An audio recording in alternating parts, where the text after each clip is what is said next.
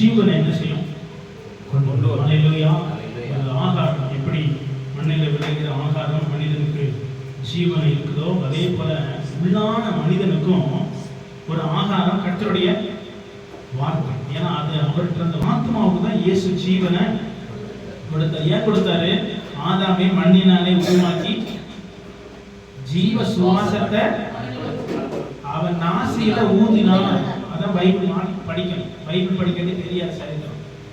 பைபிளை படிக்கணும். அப்ப மண்ணை உருவாக்கி அவன் மூக்க உருவாக்கிட்டாரு. இந்த இடத்துல உருவாக்கி இவருடைய சுவாசத்தை அந்த மண்ணுல என்ன பண்ணாரு? ஊதின உடனே அது என்ன மாறிச்சா? ஜீவ ஆத்துமா. இங்க ஒரு களிமண்ணு, ஆனா அந்த ஜீவன் உள்ள போனவனே என்ன மாறிடுச்சு? அவர் என்ன செய்ய முடியுமோ அவர் தொட முடியும், அவர் பேச முடியும், அவர் நடக்க முடியும். இந்த ஆத்மாவும் என்ன செய்ய ஆரம்பிச்சிருச்சு? தொட, நடக்க, பேச, வைக்க. அதனாலதான் ஆதாம் ஏவாள் ஏதேன் தோட்டத்துல நடந்தாங்க. இதுதான் சத்தியம். இந்த சத்தியத்தை தெரிந்துக்கணும். மனுஷன் மண்ணால வந்தான்னா, ஏன்னா சயின்ஸ் வேற மாதிரி சொல்லுங்க இல்லைங்களா? ஆனா மனுஷன் ஜீவ ஆத்மாவாக, அந்த ஜீவனுக்கு தான் ஆண்டவர் தன் ஜீவனை சிலுவையில் என்ன பண்ணாரு? கொடுத்தாரு. அந்த ஜீவன் மரிச்ச பிறகு எங்க போகுது? அவரிடத்திலே போகுதுன்னு பைபிள் சொல்லுது. நம்ம செத்த பிறகு எங்க போறோம்? எல்லாரும் யாருக்கு தெரியாம இருந்தா நம்ம பண்ற பிரயாசமே வேஸ்ட் ஆகுது. நம்ம மறுபடியும் எங்க போகிறோம்? தேவனிடத்திலே நாம் போகிறோம். தேவன் தந்த ஆவி அவர் பக்கமாய் திரும்ப போகிறோம்.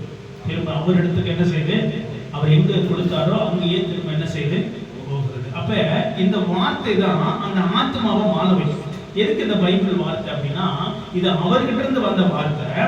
அந்த வார்த்தை தான் இந்த உள்ளான மனுஷனுக்கு தேவை. இல்லாட்டி நம்ம இதை வாசிக்க தேவையில்லை, இந்த பைபிளை தியானிக்க தேவையில்லை. அது உள்ளான மனிதன் வாழணுமா இருந்தா இந்த வேதம் நமக்கு அறிந்து கொண்டு புரிந்து கொண்டு அதை செயல்படுத்தினா மட்டும்தான் அந்த உள்ளான மனுஷன் வாழுமா. உள்ளான மனுஷன் வாழ்ந்தா தான் வெளியில் உள்ள இருக்கிற அந்த மனிதன் என்ன செய்வான்? நல்லா இருக்க முடியும். அல்லேலூயா.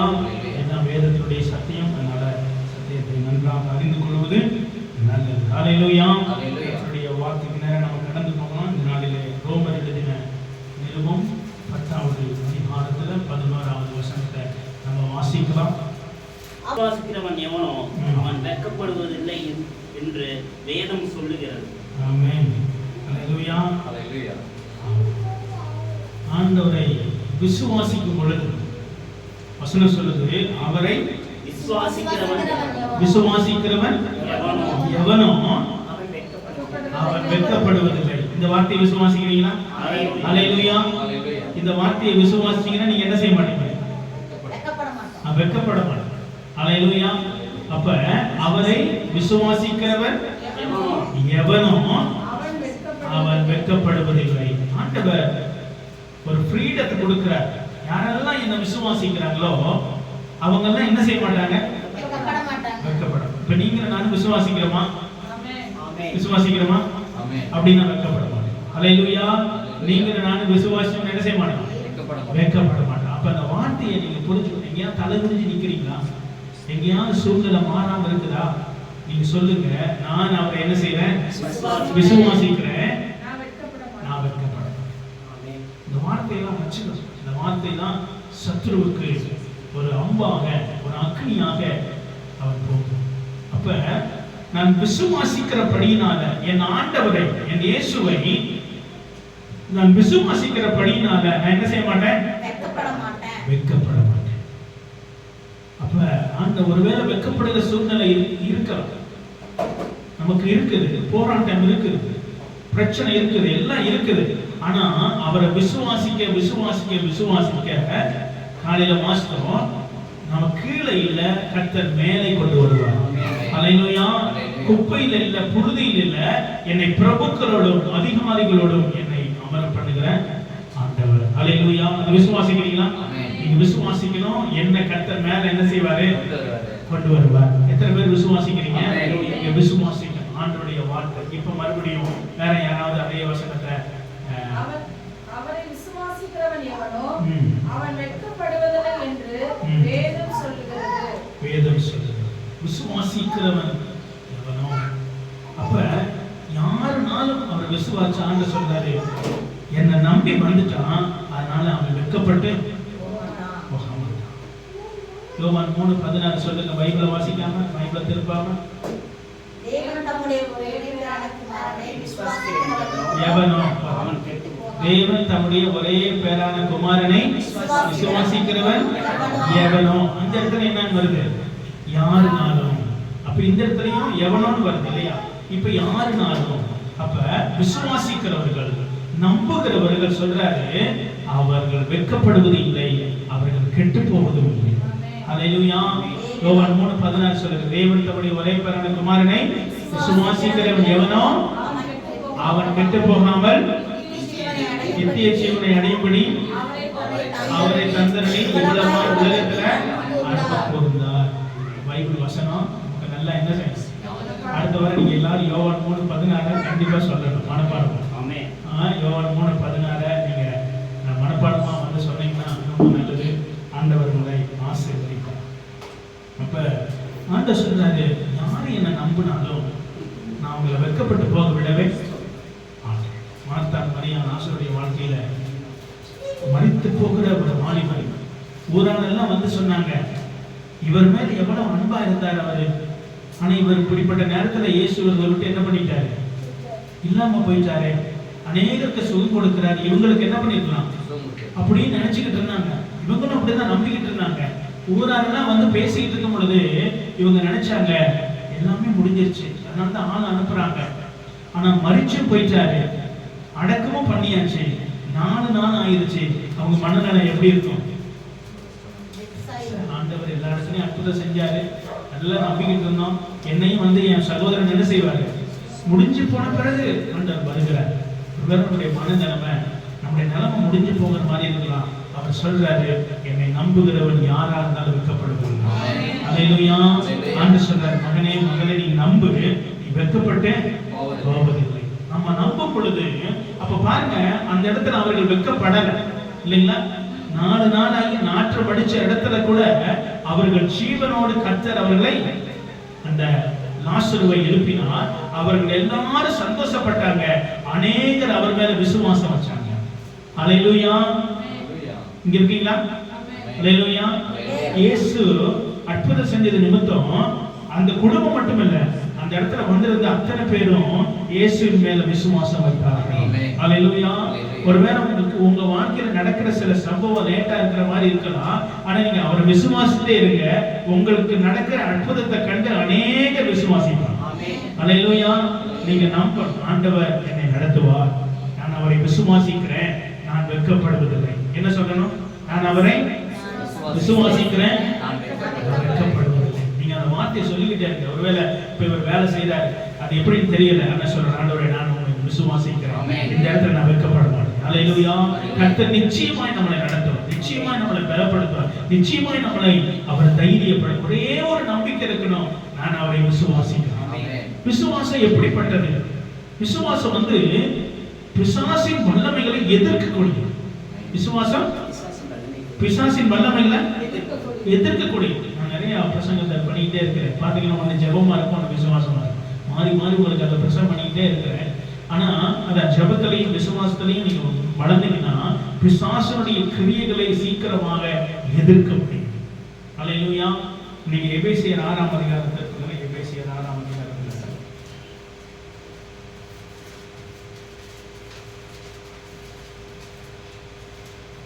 16வது வசனத்தை வாசிங்க.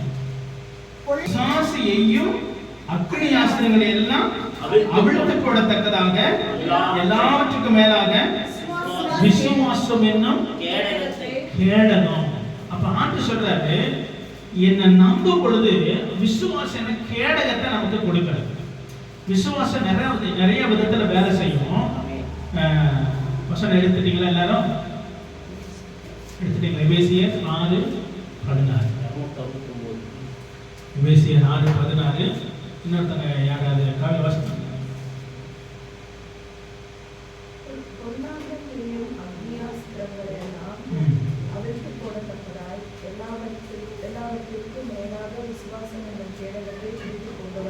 பிடித்து கொண்டவர்களாயும் நில்லுங்க. அப்படின்னா உங்களுக்கும் எனக்கும் எதிராக பிசாசு என்ன செய்யறான்? அக்னி ஆஸ்திரமான அம்புகளை எய்கிறான். அக்னி ஆஸ்திரம்னா என்னன்னு சொல்லுங்க.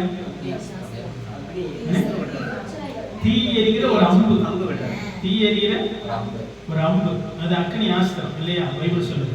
அவன் என்ன அம்பை எய்கிறான்னா, அவன் உங்களுக்கு எதிராக ஒருவேளை இப்படி வச்சுக்கலாமே, இப்ப குடும்பத்துல சமாதானமே இல்லைன்னு நினைச்சுக்கிட்டு இருந்தீங்கன்னா என்ன அம்பை எய்கிறாங்க? சமாதானம் இல்லாத ஒரு அம்பை அக்னி மூலம் உங்களுக்கு கொண்டு வருகிறான். ஒருவேளை பிரச்சனையே வந்துட்டு இருக்குன்னு வச்சுக்கோங்க, அவன் இப்ப எப்படிப்பட்ட அம்பை எய்கிறான்? நீங்க நினைச்ச கூடாது நானும் அவரை தான் சண்டை போடுறேன்னு நினைச்சுக்காதீங்க. எங்கிறதோ பிரச்சனை வராதுன்னு நினைச்சுக்காதீங்க. பிசாசு உங்க வாழ்க்கையில பிரச்சனைய கொண்டு வருகிறான். இப்ப ஒரு பிரச்சனை வந்துருச்சு, இப்ப என்ன செய்யறது அப்படின்னா வசனம் சொல்லுது, விசுவாசம் கேடகத்தை நீங்க என்ன செய்யணும்? விசுவாசம் கேடகம் இல்ல, இந்த பிரச்சனையில கர்த்தர் என்ன செய்வாரு? என்ன நடத்துவாரு. இந்த சூழ்நிலையில கர்த்தர் என்ன செய்வாரு?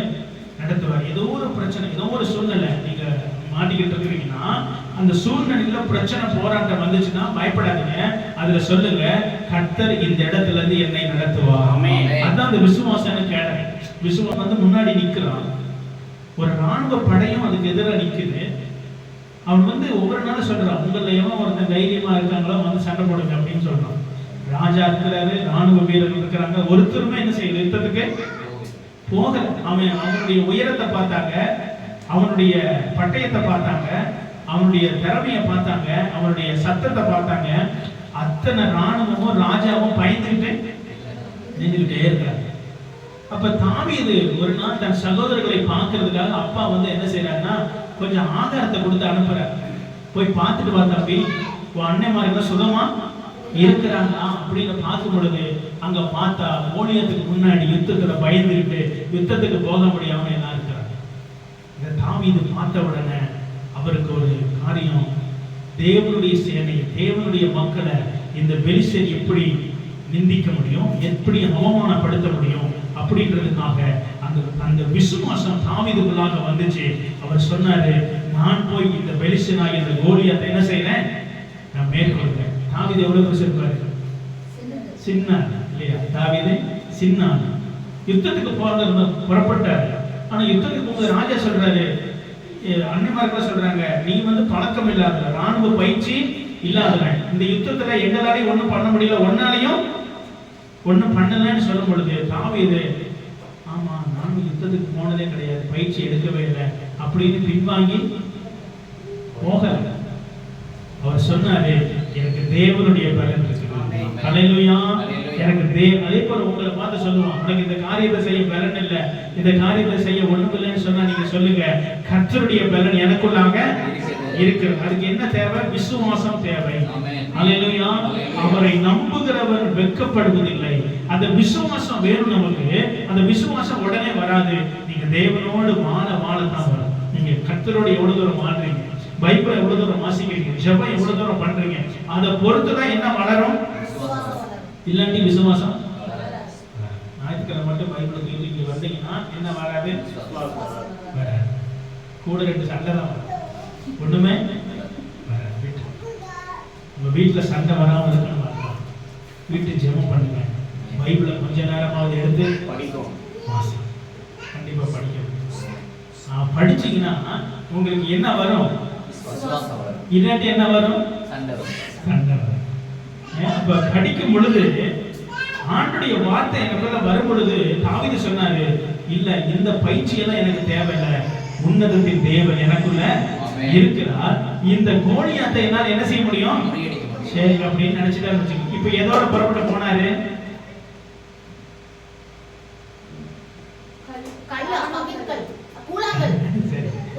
கல்லை எடுத்துக்கிட்டு போறாரு. என்ன கன் இதெல்லாம் எடுத்துட்டு போல, ஈட்டி பட்டயம்லாம் எடுத்துட்டு போல, வெறும் 5 கல்லை மட்டும் என்ன செஞ்சாரு? எடுத்து. ஏன் அந்த 5 கல்லை எடுத்தாரு?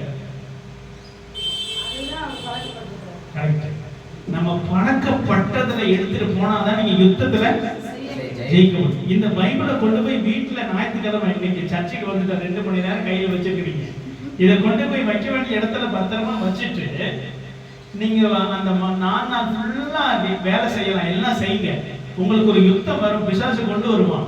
அப்ப நீங்க இதுல பழகாதனால அவன் தாவீது பழகினால கர்த்தரோட நடந்து நடந்து அந்த கூட்டத்துல கல்லுல தான் அவருக்கு பழக்கம், பட்டயத்துல பழக்கம் இல்லை. அவர் சொன்னாரு, கர்த்தர் என் கூட இருக்கிறாரு, இந்த கல்லு போதும். எல்லாரும் நினைச்சாங்க, என்னப்பா நானும் பட்டயத்தை வச்சுட்டு பயந்துகிட்டு இருக்கிற, நீ என்னத்தை கொண்டு போக பாக்குற? கல்லை கொண்டு போற. அது எத்தனை கல்ல? 5 கல்லு. 5 கல் எடுத்து எங்க போறாரு? ஒரு பெரிய ராணுவத்தை எதிர்க்க போறாரு. ராணுவத்தினுடைய லீடர் எதிர்க்க. அவன் பாத்தீங்கன்னா பயங்கரமான உயரம், ஆளு பலம், ஈட்டி எல்லாம் இருக்குது.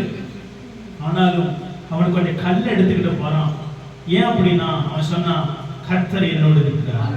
ஆனா அந்த கோலியாத்தை பார்த்தா, நீ ஒடிப்பயனா இருக்கிற, நீ சும்மா வந்து அவன் தன்னுடைய ஆயுதம் ராணுவ உடையெல்லாம் போட்டு பார்க்கும் பொழுது தாவீது கையில ஒண்ணுமே இல்லை. அவன் 5 கூழாங்கல் எடுத்துக்கிட்டு போய்கிட்டு இருக்கிற அந்த கோலியாத்தை பார்த்தவன, கோலியாத்தை அவனை நிந்தித்தான், அவன் ஏளனமாய் பேசினான்னு வார்த்தை இருக்கு.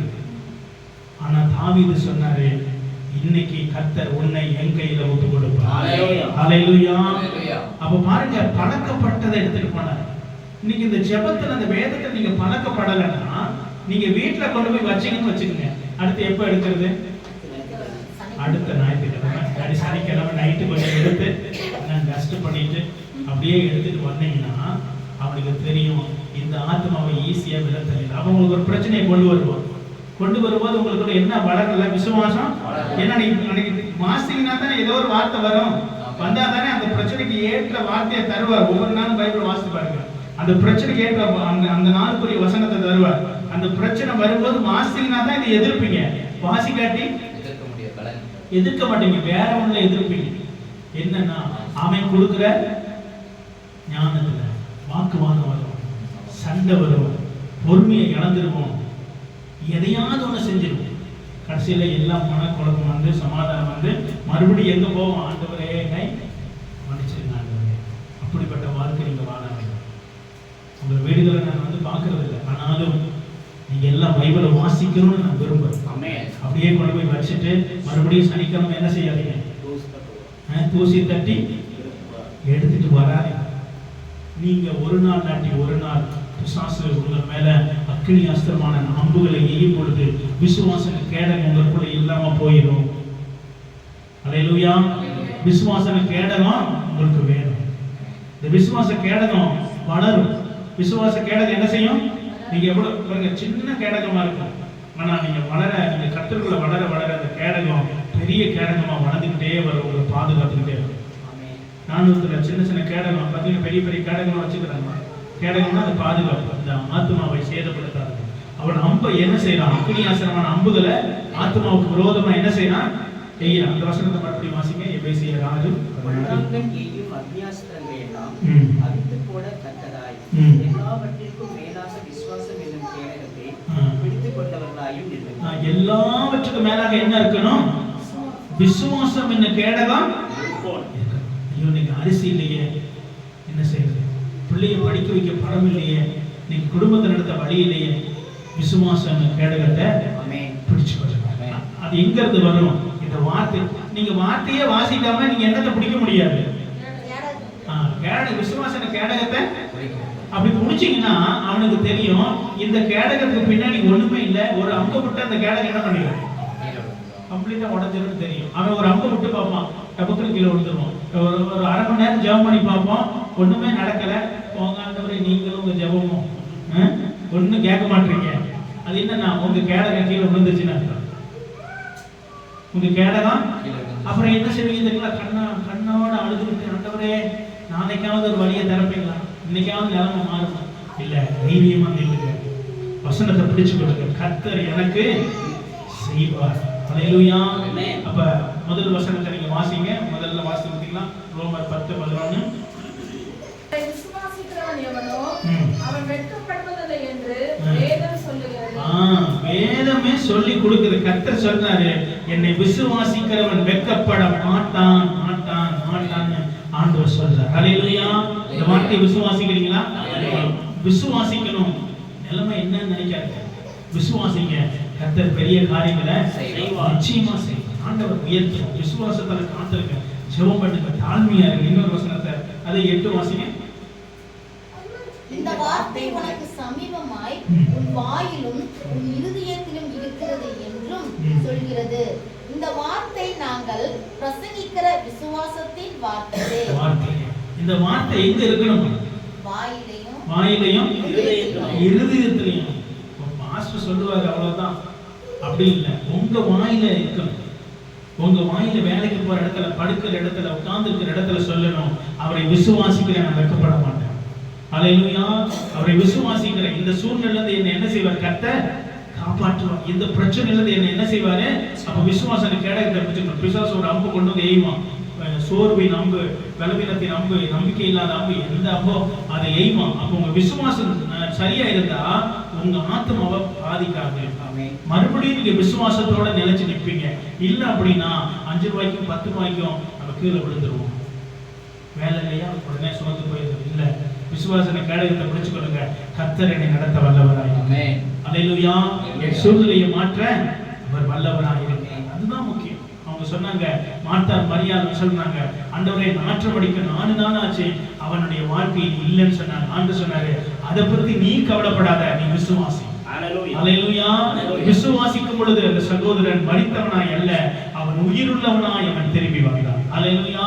அவன் பலனுள்ளவனாய் திரும்பி வந்தான். அவன் கை கால்கள் எல்லாம் நன்றாய் இருந்தவன் திரும்பி வந்தான். அது மட்டுமல்ல, அந்த வியாதி இல்லாதவனாய் வந்தான். அல்லேலூயா. மரணத்தை, எந்த மரணம் அவனுடைய வியாதி மரணத்துக்கு உட்பட்டுச்சோ, அந்த வியாதி வரும்போது கூட அந்த வியாதியோடைய வல்ல அவன் சுகமுள்ளவனாய் வந்தான். அல்லேலூயா. அதுக்கு அடுத்த கீழே பாத்தீங்கன்னா, அவரோடு ஒரு பந்தியில் அவர் உட்கார்ந்து சாப்பிட்டார் என்று வார்த்தை சொல்லுகிறது. இது சரித்திரம். இது கதை இல்லை, கட்டுக்கதை இல்லை, இது சரித்திரம். ஆண்டவரை நம்பும் பொழுது அப்ப அந்த விசுவாசம் எதுல வரணுமா? என் வாயிலையும் இருதயத்திலையும். மறுபடியும் இன்னொரு தடவை அந்த வசனத்தை வாசிங்க. இந்த வார்த்தை உனக்கு சமீபமாய் உன் வாயிலும் உன் இருக்கிறது. உன் வாயிலும் இருதயத்திலையும் நம்ம வச்சுக்கணும்னு ஆண்டவர் சொல்றாரு. இருதயம், இந்த சமீபமான வார்த்தையை வாசிக்க கர்த்தரை நினைப்பார். நான் என்ன செய்ய மாட்டேன்? தாழ்ச்சி அடைய மாட்டேன். ஆண்டவர் எனக்கு ஞானத்தை தருவார், நான் பேதையா இருக்க மாட்டேன். அல்லேலூயா. ஆண்டவர் எனக்கு புத்தியை தருவார். இதெல்லாம் நீங்க சொல்லணும். கர்த்தருக்கு பயப்படுறது ஞானத்தின் ஆரம்பம். என் ஜீவனோட நாளெல்லாம் நன்மையும் கிருபையும் நீங்க சொல்லிக்கிட்டே இருக்கணும். ஆண்டவரே, என் வீட்டுல ஜீவனோட நாளெல்லாம் நன்மையும் கிருபையும் என்னை தொடர, என் பிள்ளையை தொடர, என் வாழ்க்கையை உயர்த்தும். அதை நீங்க சொல்லிக்கிட்டே இருக்கு. அதுதான் விசுவாசம். விசுவாசம் வளர வளர வார்த்தை வளரும். விசுவாசம் வளர வளர என்ன வரும்? கர்த்தருடைய வார்த்தை உள்ள இருந்து வந்துட்டே இருக்கும். உங்களுக்கு ஒரு வார்த்தையுமே தெரியலன்னா விசுவாசம் இல்லை, நீங்க வளரல. விசுவாசம் இருந்தா வார்த்தை வரும், வார்த்தை இருந்தா விசுவாசம் வரும். அதனால தான் சொல்றாரு, இந்த நியாயப்பிரமாண புஸ்தகம் வாயை விட்டு வெளியாது இருப்பதாக. அல்லேலூயா. இரவும் பகலும் அதை என்ன செய்ய? தியானித்துக் கொண்டு, அப்பொழுது ஒரு வழியை வாய்க்கப்படுவாய், நீ புத்திமானாய். நம்ம நம்பும் பொழுது ஆண்டவர் நமக்கு ஜெயத்தை தருகிறார், விடுதலையை தருகிறார். இன்னொரு வசனம் 9 வாசிங்க. என்னவென்றால் கர்த்தராகிய இயேசுவை நீ உன் வாயினாலே அறிக்கையிட்டு தேவன் அவரை மரித்தோரிலிருந்து எழுப்பினார் என்று உன் இதயத்திலே விசுவாசித்தால் ரட்சிக்கப்படுவாய். அப்ப பாருங்க, அறிக்கையிடுதல், விசுவாசிக்கணும், அந்த வேர்டை சொல்லணும். எனக்காக ஆண்டவர் மரித்தார், எனக்காக ஆண்டவர் உயிர்த்தார், எனக்காக தேவன் ரட்சிப்பை கொடுத்தார், எனக்காக தேவன் ஜீவனை கொடுத்தார், எனக்காக என் வாழ்க்கையை அவர் உயர்த்துகிறார். விசுவாசம் உள்ள இருந்து வரணும். விசுவாசம் வளரணும். இல்ல, கர்த்தர் என்ன நம்ம ஆண்டவர் ஏன் மரிச்சாருன்னா உங்களை கீழே வச்சுக்கிறதுக்காக இல்ல, நம்மளை உயர்த்துவது. அல்லேலூயா. சாபம் என்னை கீழே தள்ளும், ஆனா தேவனுடைய ஆசீர்வாதம் என்னை மேல கொண்டு வரும். சாபம் ஒரு மனிதனுடைய குடும்பத்தை அப்படியே அழிச்சுக்கிட்டே போயிடும். ஆனா கர்த்தருடைய வார்த்தை ஒரு மனிதன் மேல வாழ வச்சுக்கிட்டே இருக்கும். அதான் நீங்க பார்க்கணும். அப்ப ஆண்டுடைய வார்த்தை எந்த சாபமும் எந்த பிசாசின் கிரியைகளும் நம்மளை மேற்கொள்ள முடியாது. தேவ வல்லமை நம்மளோடு இருக்குது. அல்லேலூயா. அப்ப அவரை விசுவாசிக்கணும். என்ன செய்யணும்? என்ன சொன்னா? அவரை விசுவாசிக்கிற நான் என்ன செய்ய மாட்டேன்? வெட்கப்பட மாட்டேன். அல்லேலூயா. நான் வெட்கப்பட மாட்டேன். இன்னொரு வசனத்தை வாசிங்க. அப்போஸ்தலர் 16:31. வாஸ்தவங்களே வாசிக்காம வேற ஒருத்தர் வாசிங்க. அப்போஸ்தலர் 16:32. அதற்கு அவர்கள், கர்த்தராகிய இயேசு கிறிஸ்துவை விசுவாசி, அப்பொழுது நீயும் உன் வீட்டாரும் ரட்சிக்கப்படுவீர்கள் என்று சொல்லி. ஆமென். அல்லேலூயா. அப்ப நான் விசுவாசிச்சா என் வீடு ரட்சிக்கப்படும். அல்லேலூயா. அந்த வார்த்தையின் அர்த்தம் அதான். வேற யாராவது இன்னொருத்தர வாசிங்க. அதற்கு அவர்கள் கர்த்தராகிய இயேசு கிறிஸ்துவை விசுவாசி. கர்த்தராகிய இயேசு கிறிஸ்துவை விசுவாசி. அப்பொழுது நீயும் உன் வீட்டாரும் ரட்சிக்கப்படுவீர்கள். அல்லேலூயா. அப்ப நான் விசுவாசிக்கும் பொழுது என் வீடு ரட்சிக்கப்படுது. நான் விசுவாசிக்கும் பொழுது என் வீடு மேன்மை அடையுது. நான் விசுவாசிக்கும் பொழுது என் குடும்பம் கட்டப்படுது. அல்லேலூயா. அப்படின்னா நான் விசுவாசிக்காட்டி என் குடும்பம் என்ன பண்ணிடும்? இடிஞ்சு போயிடும், கீழே விழுந்துடும், மேல எழும்ப முடியாது, பிரச்சனை, போராட்டம். வசனம் சொல்லுது, கர்த்தருடைய வார்த்தை சொல்லுது, நீ விசுவாசி. இந்த இடத்துல இருக்கிற ஒவ்வொருவரும் நம்ம விசுவாசிக்கணும். அல்லேலூயா. நான் விசுவாசிச்சேன்னா என் வீடு என்ன செய்யப்படும்? ரட்சிக்கப்படும். என் வீடு கட்டப்படும், என் வீடு சுகமடையும், என் வீடு பலனடையும், என் பிள்ளைகள் நல்லா இருப்பாங்க. அதுக்கு நான் விசுவாசிக்கணும். அதுதான் வேத வசனம் இல்லைங்களா? அவரை நான் நம்பணும், விசுவாசிக்கணும், என் வாயினால அறிக்கையிடணும். இப்ப சொல்லுது, நான் விசுவாசிச்சா என் குடும்பம் ரட்சிக்கப்படும். அல்லேலூயா. நான் பைபிள் வாசித்தா எனக்கு விசுவாசம் வரும், வீட்டுக்கு விசுவாசம். நான் பைபிளை வாசிக்காட்டேன் எனக்கு விசுவாசம் வராது, வீட்டுல இருக்கிறவங்க ஒண்ணும். அப்ப யார் கையில இருக்குன்னா என் கையில இருக்கு. என் பிள்ளை என்ன பார்த்தா வளர முடியும். நான் பைபிள்ல இல்லாம மொபைல் கையுமா இருந்தேன்னா அவன் என்ன செய்வான்? நான் சோபாவில் உட்காந்துருப்பேன், அவன் கட்டல உட்காந்துருக்கிறான். அவ்வளவுதான் வித்தியாசம் இல்லையா? நான் பைபிள் எடுத்துட்டு நான் இங்கே வாசித்தேன்னா அவன் பைபிள் எடுத்து கட்டல உட்காருவான், இல்லாட்டி என் கூட இருப்பான். நான் மொபைல் எடுத்துட்டு சோபாவில் உட்காந்துருந்தேன்னா அவன் அப்பாவுக்கு பெரிய மொபைல் எடுத்துட்டு அவன் கட்டல போய் உட்காந்து என் மாட்டு பார்த்துக்கிட்டு இருப்பான். அவனை போய் நம்ம ஏதாவது சொல்ல முடியுமா? அவன் சொல்லுவான், நீங்களே அதான்ப்பா செய்றீங்க. அப்ப சொல்லுது, நீ விசுவாசி, நீ வேதத்தை வாசி, உன் பிள்ளைகள் ஒரு வீட்டார் ரட்சிக்கப்படுவாங்க. அல்லேலூயா. அப்ப எல்லாமே நம்ம கையில இருக்கு. அல்லேலூயா. சங்கீதம் 128:1 சொல்லுங்க பார்க்காம. அவருக்கு பயந்து நடக்கிறவன் எவனோ, பயந்து ஓகே போதும். கர்த்தருக்கு நடக்கிறவன் எவனோ, அந்த இடத்துல எவனோன்னு வருது. அப்படின்னா ஏன் இந்த எவனோன்றத உங்களுக்கு மென்ஷன் பண்றேன் அப்படின்னா, அதுல நிறைய நன்மைகளை தேவன் வச்சிருக்கார். பர்டிகுலரா ஒரு மனுஷன் மட்டும் கூப்பிட்டு சொல்லல, முழு உலகத்துக்கு ஒரு அழைப்பை தேவன் கொடுக்கிறார். அந்த எவனோன்ற இடத்துல யார் வாரா? முழு உலகமும் வருது. மனுக்குள்ள அத்தனையும் வருது, யாரா இருந்தாலும். அப்ப 128 வாசிங்க. சங்கீதம் 128. கர்த்தருக்கு பயந்து அவர் வழிகளில் நடக்கிறவன் எவனோ அவன் பாக்கியவான். கர்த்தருக்கு பயந்து அவர் வழிகளில் நடக்கிறவன் எவனோ அவன் பாக்கியவான். அப்ப கர்த்தருக்கு பயந்து நடக்கிற யாரா இருந்தாலும் அவன் பாக்கியவான். கர்த்தரை நம்புகிறவன் எவனா இருந்தாலும் அவன் பாக்கியவான். அவன் விசுவாசம், அவன் வெட்கப்படுவதில்லை, அவன் ஜீவன் கெட்டு போவதில்லை, நித்திய ஜீவனுக்கு கர்த்தர் அவனை வைத்திருக்கிறார். அப்ப நீங்க நானும், நான் விசுவாசிச்சேனா என் குடும்பம் ரட்சிக்கப்படும். அல்லேலூயா. நான் ஜெபிச்சேனா என் குடும்பம் ஜெபிக்கும். நான் வேதத்தை வாசிச்சேனா என் குடும்பம் வேதத்தை வாசிக்கும். அப்ப என் கையில இருக்குது. நான் விசுவாசிச்சா என் குடும்பத்தை அத்தனை கர்த்தர் ரட்சிப்பார். இது மனசுக்குள்ள வச்சுக்கிறீங்களா? நல்ல பதிச்சு வச்சுக்கணும். நான் மொபைல் பார்த்தா என் குடும்பம் அத்தனை மொபைல் தான் என்ன செய்யும்? நான் சினிமா பார்த்தேன்னா என் குடும்பம், என் பிள்ளைகள். நீங்க வந்து பிள்ளைகளை மாற்றணும். நீங்க என்ன அடிச்சு விடோ அதை பின்பற்றுவார்கள். நம்ம குடும்பத்துக்கு கவனமா நீங்க இருக்கணும். சபைக்கு அப்படிதான். இப்ப நான் ஒரு போதகனா இருக்கிறேன், நான் எப்படி இருக்கிறேனோ அப்படிதான் நீங்க எல்லாரும் இருப்பீங்க. இல்லாட்டி நீங்க இருக்க, நான் சத்தியத்துல சரியா வளர்த்தவங்களை கொண்டு வந்தேன்னா நீங்களும் அதுல வளர்ந்து வந்துருவீங்க. நான் கதை விடுற ஆளா இருந்தா நீங்களும் என்ன செய்வீங்க? நல்லா கதை விட்டுருவீங்க. மாஸ்டர் அப்படி வந்தார், இப்படி வந்தார் அப்படின்னு. அதனால சத்தியத்துல இருந்தோம்னா நீங்களும் சத்தியத்துல நிலைத்திருப்பீர்கள். அல்லேலூயா. சத்தியம் நம்மளை வாழ வைக்கும். அதுக்குள்ள ஜீவன் இருக்குது. சத்தியத்துக்குள்ள என்ன இருக்குது? ஜீவன். ஏன்னா அந்த ஜீவன் மரித்தது, ஆனாலும் உயிர் திறந்து இன்னைக்கு நம்மளோட கூட அவர் இருக்கிறார் என்று சொல்லி கர்த்தருடைய வார்த்தை சொல்லுது. நீங்க மத்தேயு 28:18 வாசிங்க. மத்தேயு 28:18 அவசரம். அப்பொழுது இயேசு சமீபத்தில் வந்து அவர்களை நோக்கி, வானத்திலும் பூமியிலும் சகல அதிகாரமும் எனக்கு கொடுக்கப்பட்டிருக்கிறது. சகல அதிகாரம் எனக்கு என்ன செய்யப்பட்டிருக்கிறது? கொடுக்கப்பட்டிருக்கிறது. அது மட்டுமல்ல, அந்த அதிகாரத்தை கர்த்தர் நமக்கு கொடுத்திருக்கிறார். அல்லேலூயா. ஆண்டவர் சொன்னாரு, நீங்கள் புறப்பட்டு போய் எல்லாருக்கும் என்னை பத்தி சொல்லுங்க. பிதா குமாரன் பரிசுத்த ஆவியின் நாமத்தினால ஞானஸ்தானம் கொடுத்து நான் கட்டளையிட்ட யாவையும் அவர்களுக்கு என்ன செய்யுங்க? உபதேசம் பண்ணுங்க கை கொள்ளும்படியாக. அப்ப அதிகாரம் நீங்க சபைக்கு கற்றுக் கொடுத்திருக்க. சபைக்கு பார்த்து சொல்ற ஆதாரத்தின் வாசகர்கள் சபையை மேற்கொள்ளுகிறது. உங்களை என்னையும் பிசாசின் வல்லமைகள் என்ன செய்ய முடியாது. விசுவாசிக்கிறீங்களா?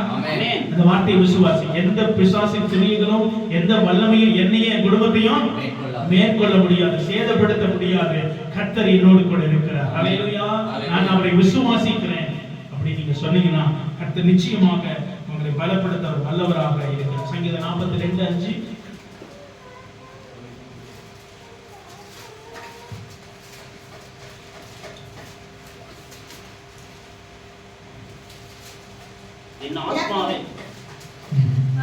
என் ஆத்மாவே நீ ஏன் கலங்குகிறாய்? ஏன் எனக்குள் தியங்குகிறாய்? தேவனை நோக்கி காத்திரு. அவர் சமூகத்தின் ரட்சிப்பின் நிமித்தம் நான் இன்னும் அவரை துதிப்பேன். ஆத்துமா கலங்குற நேரம் எல்லாம் சொல்லணும். என் ஆத்துமாவே ஏன் கலங்குகிறாய்? ஏன் கலங்குகிற? ஏன் தியங்குகிறாய்? அவரை விசுவாசிக்கிறேன் நடக்கப்படுகிறது. என்ன சொல்லணும்? ஏன் இந்த போராட்டம் சொல்லணும்? ஆத்துமாவே நீ கலங்காது, ஆத்துமாவே நீ சமாதானமாய். நீங்க அதை பார்த்து சொல்லணும். அப்படி சொல்லிருக்கீங்களா?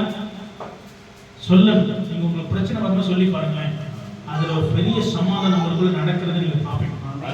இதெல்லாம் கர்த்தருடைய வார்த்தை. இது ஒரு மனிதன் சொன்ன வார்த்தை அல்ல. நீங்க ஒரு பிரச்சனை வருதுன்னு வச்சுக்கோங்க. ஒருவேளை உங்களுக்கு ஒண்ணுமே சொல்லலைன்னா உங்க சிஸ்டத்துல புரியலன்னு வச்சுக்கோங்களேன். நீங்க செய்யற ஒர்க்ல புரியலன்னு வச்சுக்கோங்க. ஒருவேளை குழப்பமா இருக்கு இல்லையா? நீங்க கொஞ்ச நேரம் ஒரு நிமிஷம் நின்று இந்த வார்த்தையை சொல்லுங்க. ஆத்துமாவே நீ ஏன் கலங்குகிறாய்? நீ ஏன் இயங்குகிறாய்? கர்த்தரை நோக்கி காத்திரு, உனக்கு ஒரு விடுதலை வரும். அதை மட்டும் நீங்க செஞ்சு பாருங்க.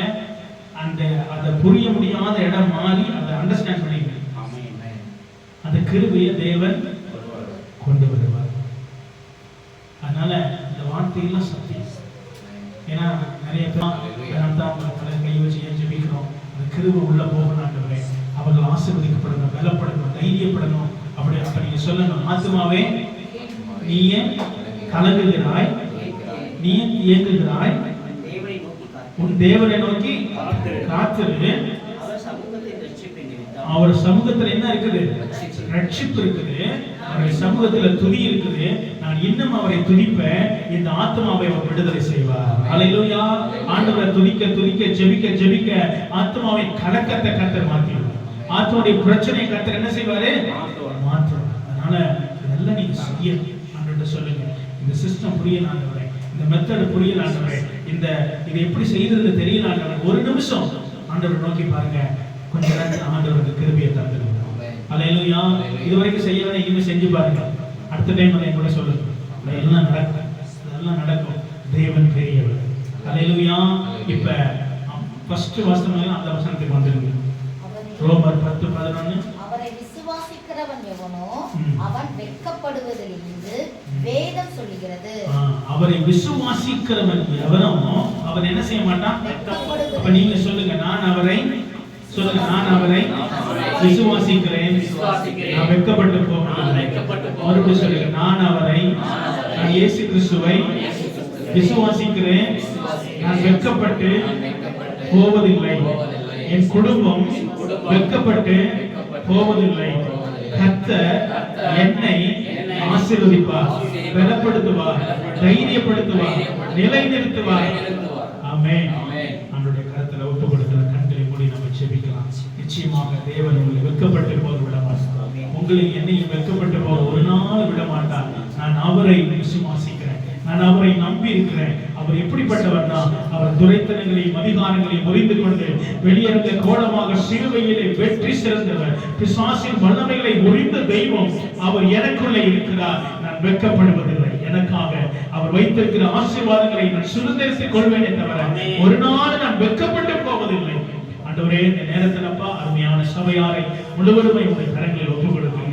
ஆண்டவரே, உம்மை நம்புகிறோம், உம்மை விசுவாசிக்கிறோம். நாங்கள் ஒருபோதும் வெட்கப்பட்டு போவதில்லை. கர்த்தாவே, அந்த விசுவாசத்தின் பலனை எங்களுக்கு ஒவ்வொருவருக்கும் கர்த்தராகிய தேவன் கொடுப்பினார் என்று சொல்லி நாங்கள் ஜெபிக்கிறோம்.